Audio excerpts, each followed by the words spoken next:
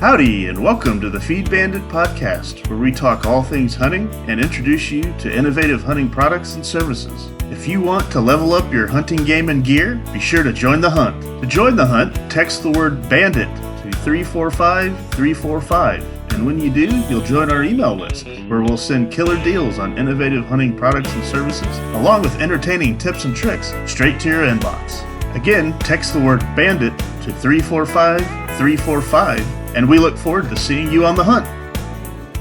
Howdy, folks. Welcome back to the Feed Bandit podcast. Jimmy here. I am joined, as always, by Richard. How you doing? Howdy, folks. Good. Glad to be here, as usual. Great. Well, they're happy to hear your kind voice. So. That's nice. That's very nice. Yeah. And they're also eager to hear about your thoughts on another hunting controversy. Continuing our little series here that we've started, where we're talking about some of the interesting topics in the hunting arena that people, for whatever reason, seem to have emotional feelings one way or the other about. So it's kind of fun to talk about it and see why that is. And tonight we wanted to talk about high fencing, right, or game fencing, depending on what you want to call it. Why is there a controversy around that?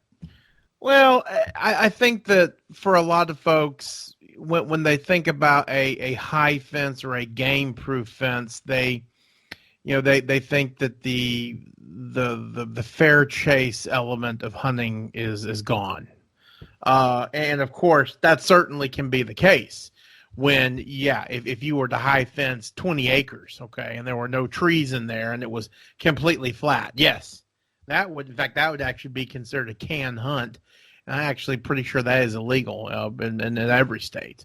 But it's really tough to make an educated call on whether you hate high fencing or you think it's unfair or not until you've actually hunted on a high fence operation, because let me tell you, it is incredible just how difficult it still is.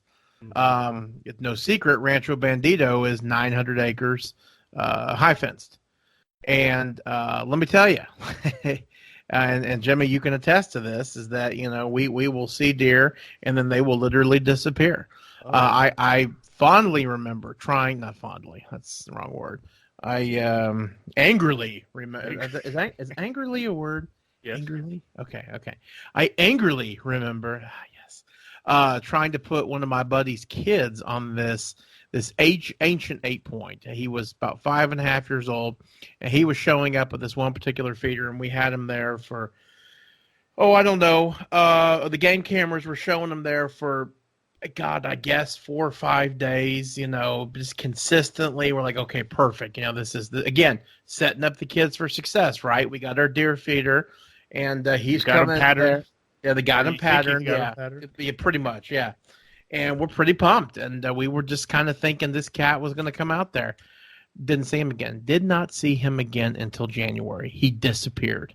And it got to the point where he was one of the targeted deer, that we were looking at taking. Yeah, sure, I really wanted my buddy's kids to take him, but we were thinking to ourselves, okay, after a couple of hunts and we didn't see this deer, we kind of threw him out there for everybody. If you see him, take him.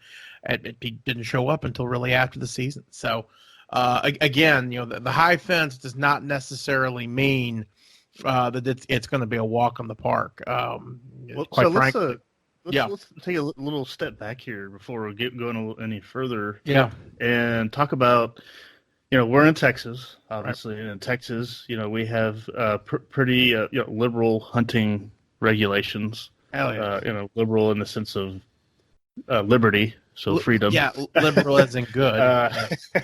And we're allowed to have put up high fences on our properties, right? And now that's not the case everywhere, though. Of course. Do you know what other states? Are there a lot of other states that allow it? Not a lot. Very few.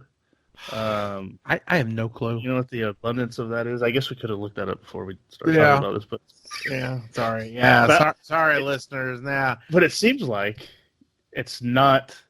Yeah, I mean the preponderance of states are against it. It seems like. I mean, Right. or prevent it or make it illegal or whatever you want to call it. Or just don't do it. Yeah, or it's just not part of the culture. Exactly. Culture Exactly. there. So Right. down here though. I mean, you see them quite a bit. Right. I mean, depending on where you are. I mean, I think you probably would see them more often, in the hill country or south, maybe that type of thing. But West Texas, you'll see them, but amongst a lot of the crops and everything, you're not. They're not. No point in having them up there, right? So, Very true. Very true. Well, and to your point, some of the places in Texas, it's a law. I did not know this, but our good buddy Legend has a place in the hill country, and he was telling us that along some of these highways in the Texas hill country that are quite literally littered with billions of white-tailed deer, hogs, axis deer, antelope, aoudad. I mean, it's like Noah's Ark just let out. Right. It's yeah. And he was saying that that if you're a landowner along one of those highways, you've got to have a high fence.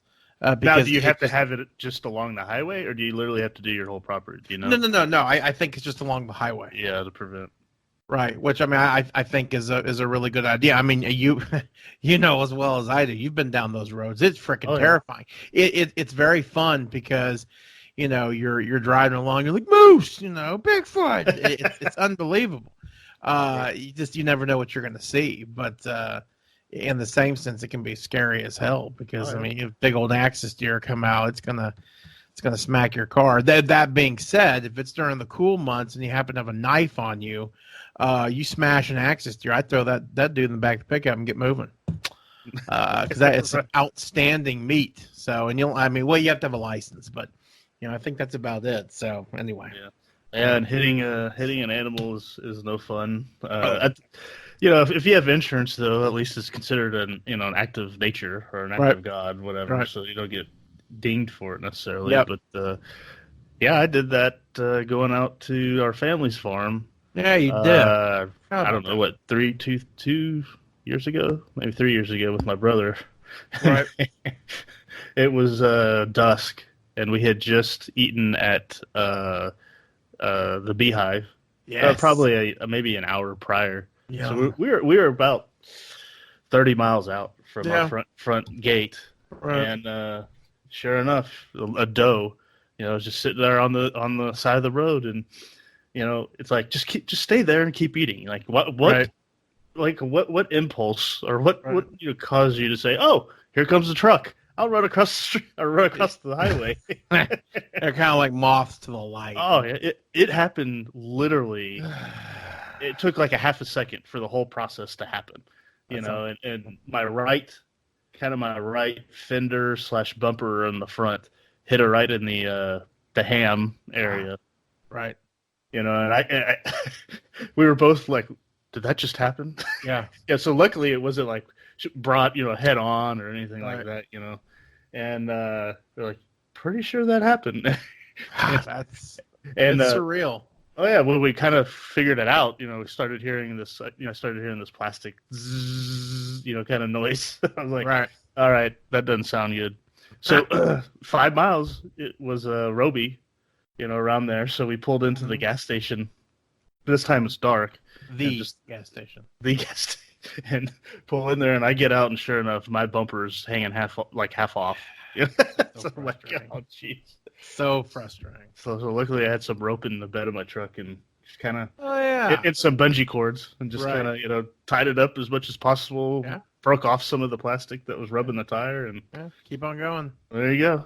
That's what are you gonna do? As long as you can. Yeah, exactly. But see, that's an example of an area where, at least in that stretch, it's mainly lined by cotton fields and whatnot. So it's there's one ranch that has a high fence along that strip.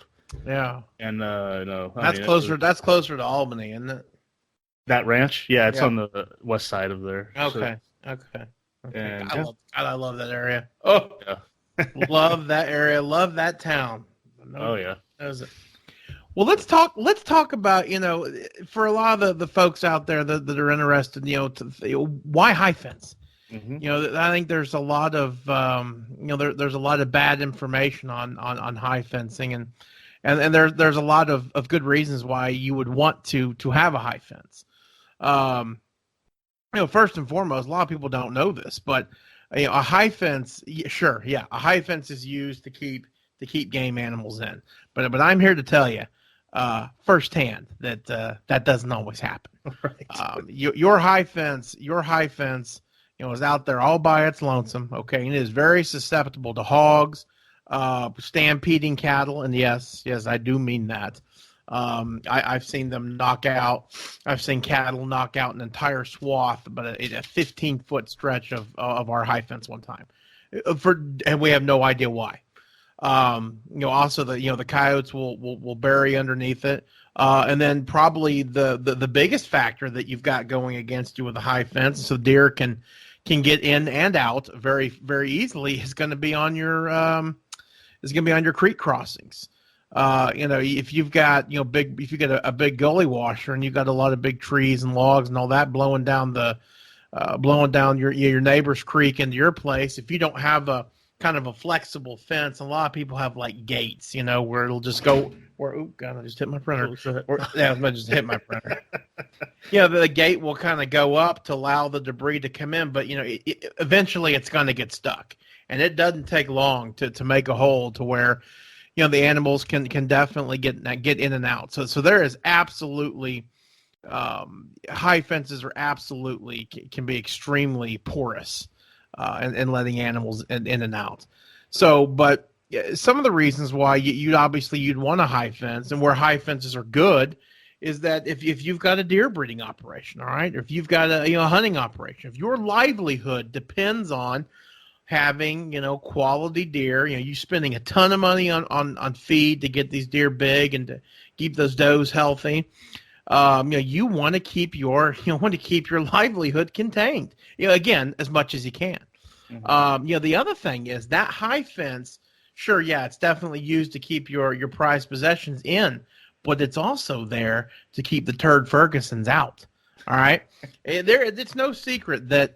I mean, sure, a little 3.5-year-old 6-point dinky turd Ferguson whitetail will breed a super doe just as quick as Dick Jones Sr., Mr. 500-inch buck, do the exact same thing. There's no reason why that turd from the other side of the fence couldn't do that. And let me tell you, during the rut, and everybody deer hunts knows this. Those dudes are bananas. They're absolutely crazy. They're running here, running there, looking for does, and they're gonna take what they can find. And kind of an example of that. I think a lot of folks out there think, well, only the big bucks get to mate, and that's not always true. The big bucks can't be everywhere all the time. Mm-hmm. I recall one time. If that was true, then why and those. Right. "Quote unquote" big buck genetics were always passed on. Right. Then why is there even this whole idea of breeding and culling out bad genetics and things like that? Yes. So that can't be the case. It has to be. Totally agree. Yeah.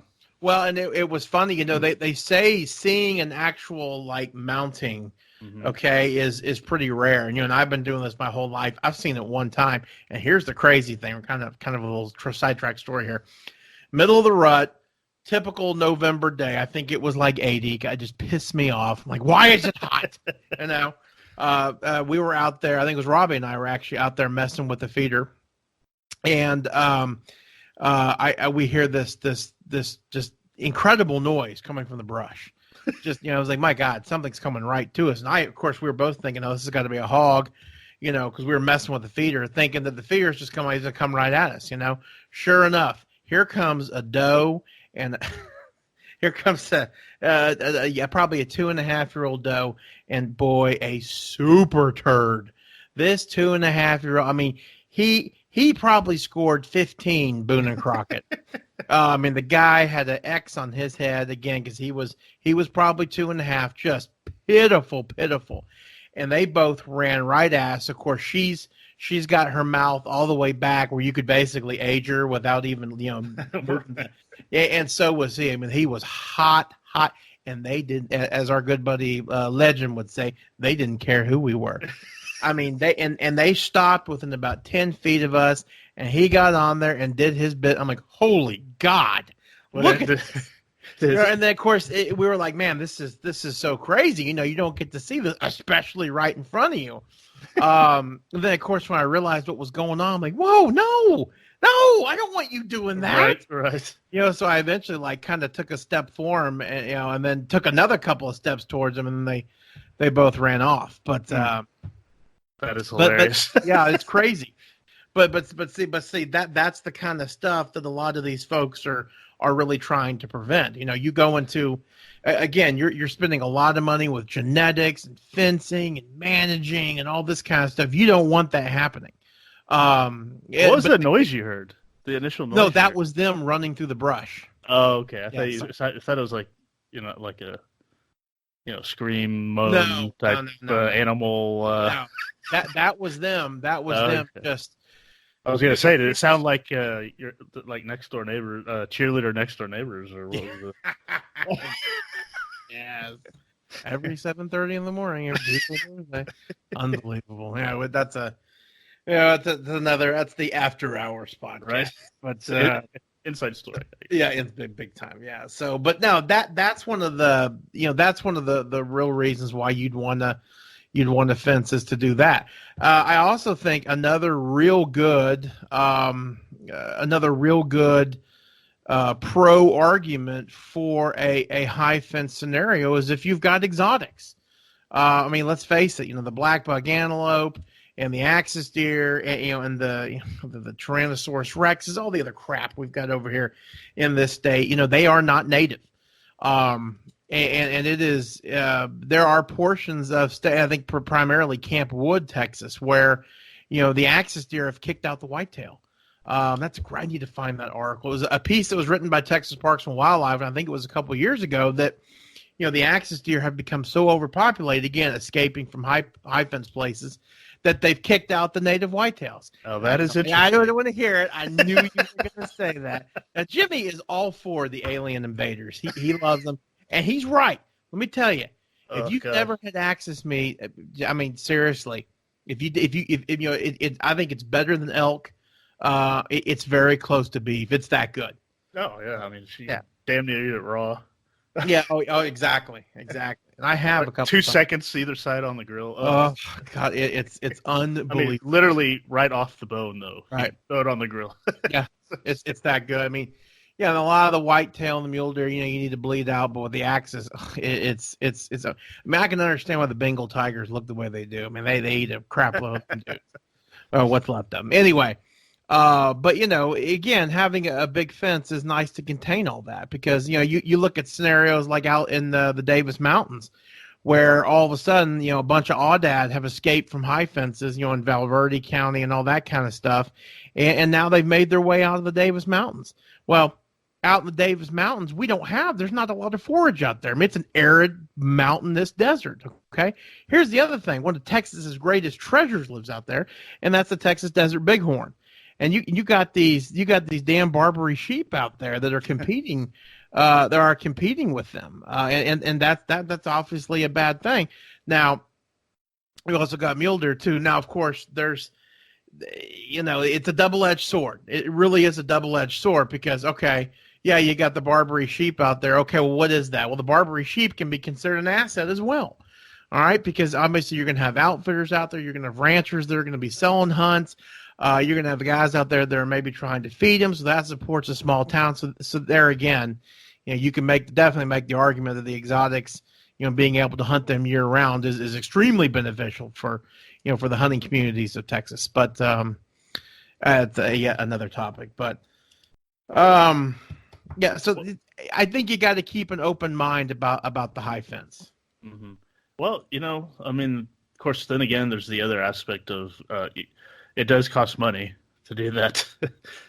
So it's to make the high fence. To put one in. Oh yeah. So Believe me. Yeah, so it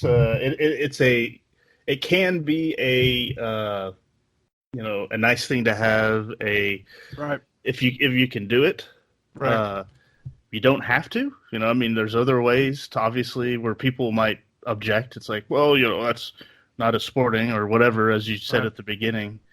Yeah, I mean, okay, go along those lines. Well, what are other ways to keep your animals on your land? Sure. We've talked about that, as I say, ad nauseum on this podcast. Yes. Proper feeding, supplemental feeding, this type of Right. thing. Of course, that kind of Right. can, depending on how you're supplemental feeding and whatnot, can encroach on our last hunting controversy. Baiting. Yeah. Exactly. So all these things can kind of be a little bit connected to each other, but you can also Yes. have better food plots than your neighbors, and Sure. things of that Well, nature. Have better browse and whatever There you else. go. There you go. I was just about to say better habitat, Better and habitat. of course that, if it's your property, you own it and you've got the time and the machinery and or the young strong back boys to handle it, which thank God in our group we've got some young men coming up that'll be doing all that shortly. That's all in good, but habitat management and creation and all that is a little bit difficult if you lease a property, especially by virtue of the fact that the primary revenue generator on that lease for the most part is obviously going to be livestock. Mm-hmm. Well, I say that it depends on where you hunt. There are some areas of Texas that are so big that they're taking many thousands of dollars a gun, and that, depending on the price of cattle and all that kind of stuff, it could be bigger than cattle. But yeah, it seems to me if I was going to make an argument against the ability to have game fences, mm-hmm. I would probably say, hey, look, their natural habitat or whatever is not confined. They're wild animals, Right? and if you throw up these fences and you confine them into these areas and whatnot, well, then you're Right. cutting them off. So then over time, or evolution, or whatever you want to call it, it's gonna change the species and maybe make them less, less able to defend themselves, move around, this type of thing, because they get lazy, or Right. they get used to the confined area that they're in, this, that, and the other. Right. To that, I might say, well, yeah, I could, like you mentioned at the very beginning, I can see that argument, on a much smaller property. Right. But a lot of times, I think people, when they think about it, they don't. It's harder for them to have an idea or like be able to picture how big, Right. 100 acres is, or even how big 1,000 Sure. acres is. Sure. I'd say to that also, I would say, another aspect of that is managing your population within that fence. Yep. You gotta understand, and have a good idea on what you have there every year. You do your surveys and things like that, so you Mm-hmm. understand what deer you have, how many you have there. Right. You have a good idea of your overall capacity to feed, and how the weather was that year, what's growing, all that stuff factors in. You have a good blog on that. Yep. On your 2-part kind of supplemental feeding blog Right. on feedband.com. Right. Shameless plug. I mean, Oh God, you took it out of my way. but it's interesting because it's like, hey, you got to factor in all these things and look around, understand all these things, and then that's if you have the high fence. Well, I mean, this is period, but especially if you have the high fence, then that'll help you, figure out, okay, what do I need to harvest this year? Yeah. And who do I need to harvest this year to bring that population back, or to In keep the check. population in check, I should say. Oh, for sure. No, you're exactly right. You put up that game fence, you're really taking it's a lot of responsibility now. You're almost committing. You're almost committing to everybody else that you are taking Sure. the responsibility on. No doubt. Absolutely.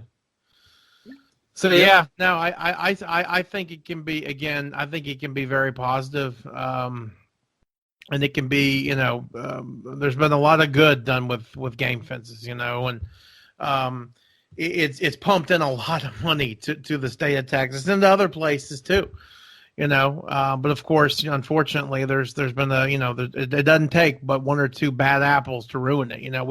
I think on the last podcast I mentioned that, I remember in the early 90s, I guess it was on TV, but it was some idiot who was in like a 5-acre pen with this 600 or 500 plus class bull elk, and shot him right there. And the game wardens were all over him, which is great, and he lost his Texas license for forever. But it just that's a canned hunt. I can tell you that earlier this Why would year, you even want to do that? That's like the weirdest thing to me. Well, why someone would want to take an animal like that? I agree. Anyway, it makes no sense to me. Yeah. It makes no sense to me. I mean, half of the, half in my opinion, half of the reason for hunting is to make the memory. Is you're matching your wits against an animal that is full time out there surviving. I mean that's incredible. There's no doubt that the animals are smarter than us. So if you've got the ability to outwit one, and then you can eat the meat from the harvest, that's kind of the circle of life. That's a really cool thing. So right. Yeah. All right. Yeah. What other any other kind of in your extensive years of research and reading on topics such as this, what other pictures maybe? I'm not a big reading fan, but yeah, go ahead. Well, I mean the ones with the big print, like That's those right, old Reader's Digest that my That's great grandmother used to have in her. Or the children's book, Fluffy the Dragon went to the village today. Yeah, I still like that. Fluffy the Dragon got upset and destroyed the game fence. That's right. Yeah. But I mean, are there any other kind of objections or any kind of theories to argue against allowing game fences that you can think of? I mean, I personally am a extreme private property rights defender. Right. So you should, if it's your land, you should be able to do what you want. Agreed. Now that also puts responsibility on you to do things right and make the right decisions, blah blah blah. But I can the other side of the coin is what you and I talk about this you got to have these laws to blah blah blah. Well, anyway, so my point is, the people who argue for that, maybe on the more extreme side of things, are there any arguments that you can think of that we're not thinking of, or that I haven't thought of against the high fencing? Well, I think that God, and this would be kind of this would be kind of extreme, in certain parts of the state. I guess primarily South Texas. I could see it. I could see our argument against it when you've got, for example, like a native game animal or native animal period that can be negatively affected by that. And then the one that comes to my mind would be the ocelot. And so the ocelot is one of Texas's middle-sized cats. It's smaller, middle-sized, small to middle. It's smaller than a bobcat. Gorgeous pattern, beautiful. Really loves that thick, thorny underbrush of South Texas. And I don't know their habit. I don't know their range. Okay. But, typically cats have a pretty substantial range. So do pastor poodles too, but they can kiss my pastor poodle butt. But I can definitely see, okay, well, you're putting up a high fence, you're going to be blocking them. That could interfere. I could see that. Something else that just kind of came to mind, that folks would be against, that maybe is against a high fence, is in the case of a wildfire. We have an example of that. Remember our friend Matt's old lease? Yes. And they had to cut out the fence to let all the animals out. Yeah, they did. And God, boy, I can only imagine that place now. I mean, they had all kinds of goodness in there. But yeah, that would be kind of. But again, unless you've got, if you're a couple hundred, if you're 900,000, 800 acres, man, that's a lot of freaking land. Of course, yes, yeah, sure, it all could be on fire at the same time. There's no doubt, but That would maybe be my only other thing. But let's face it, if you've got a situation like that, and then you've got cattle are going through that fence. So fences really don't hold cattle back. A 5-strand barbed wire fence is there. It's more of a mental thing. It really is. It really is. If that cow wants to go through that fence, it will do it. And it's going to hurt it, okay? But it'll definitely go through it. Same thing with the hogs. The hogs will just go right through it. We've seen it. We've seen them go underneath a 5-strand barbed wire fence, and even those big dudes, you can just see the fur and the dust come flying off the back. You're like, oh my God, that's gonna hurt. But they don't care who we are, No, they don't. And they're 1 to 2 inch thick skin that doesn't care either. Yeah, agreed. It's crazy. It's absolutely crazy. So, but yeah, I would, again, we talked about it on baiting. The hunting community has got to stick together. Okay. We might be from North Carolina, Texas, Maine, Puerto Rico, wherever. But the bottom line is we are together. We are together. We share something extremely powerful, and that is hunting, whether it's with a rifle or a shotgun or a bow. And we really cannot afford to let these little things, distract us. We need to focus on the things that make us one. Anti-poaching, okay, anti-cage hunting, that type of stuff. For one fact, baiting of waterfowl, that kind of stuff. Let's rally around that stuff and not stuff that gets the idiots, all riled up. So again, I would encourage you to, if you've never hunted on a game fence operation, give it a shot. I think you'll be surprised. Another quick little story before we go. In February, and we did a little video on it. It's just pretty crappy, but because I found out that on a GoPro with my little camera case cover whispering, you can't hear anything. It just sucks. So hey, I'm still learning. But we went out there. My brother-in-law's, he has access to a place, and this was in Brady, Texas, which is very rugged, up and down, lots of rock, a lot of cedar, a lot of everything, very thick.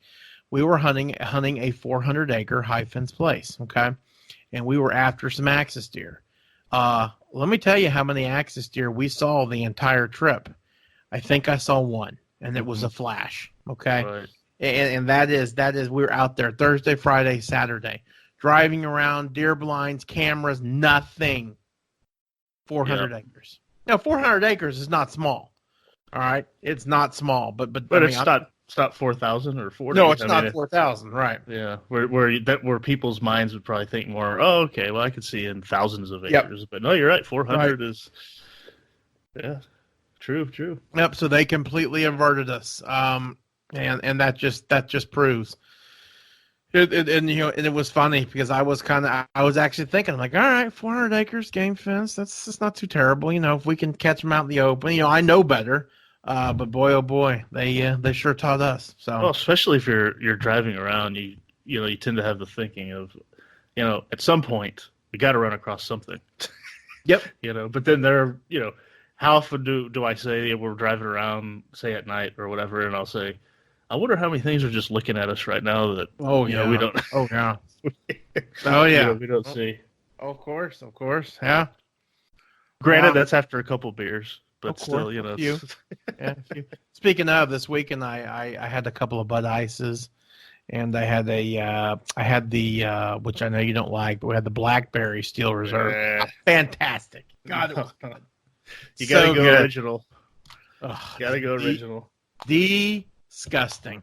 Well, I'm not a female. No offense, female. Yeah, of course not. Yeah. And there go our downloads or downloads through the pooper. All right. That's yeah. funny. Yeah. So give those high fences, give them a chance. Give baiting a chance. If you've never, if you can, if you can, yeah, that's right. That's right. if you have the liberty to do so. And I can see some guy in upstate New York. It's like these guys on the Feed Bandit podcast said we could do it, and we did it. Now we're in jail for all eternity. It's like I was putting the high fence around my house. I don't get it. Unbelievable. More Italian, but. Yeah. All right. Well, cool. That's interesting.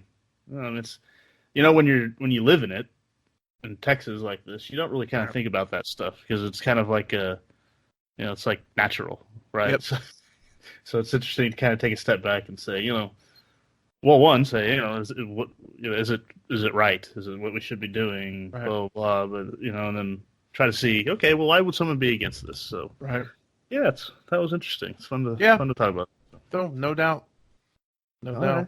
We've got give everyone a little ammunition if someone says something, against it and therefore sure. it. So you kind of say, well, have you considered this? Right. For sure. Yeah. All right, cool. Yeah. Well, that's all I got. You got anything else on this one? I think that's well. I will say something. So we are early August, and it's getting technically hot. when people hear this, it'll idiot. So it's yes. So here it'll still be just as hot. Right, here it is, early February, and yeah. So anyway, it's August, and the forecast for the Dallas area at least is in the 103, 104. Feels like is 105, all that kind of misery. So heat index today was 109. Was it really? Oh yeah. I stepped outside. Well, I told you what I did today. It was awful. But no, with that being said, again, the antlers are pretty much done. I think in some spots the velvet's starting to come off. I think in East Texas, I think the velvet's starting to come off. I actually think South Carolina's got an August hunting season. So if anybody got any listeners in South Carolina, I'd love to hear about that. Yeah, sure. That's that is a sweat fest. If I have to Right. guess. I actually did watch a hunting show. Somebody in South Carolina, and it was funny because the audio, the guy's whispering, and all you can hear is because it's all the bugs and frogs and crickets, and it's just it was deafening. Oh, gosh. And this it just sounds hot. The sound of hot. Yeah. Like cicadas and whatever. Exactly. Else. Oh, it was, and you couldn't hear anything. Yeah. And this guy was sweating buckets. I mean, he was, and you could tell he was trying to be serious, but in the same sense, he's like, "This is terrible."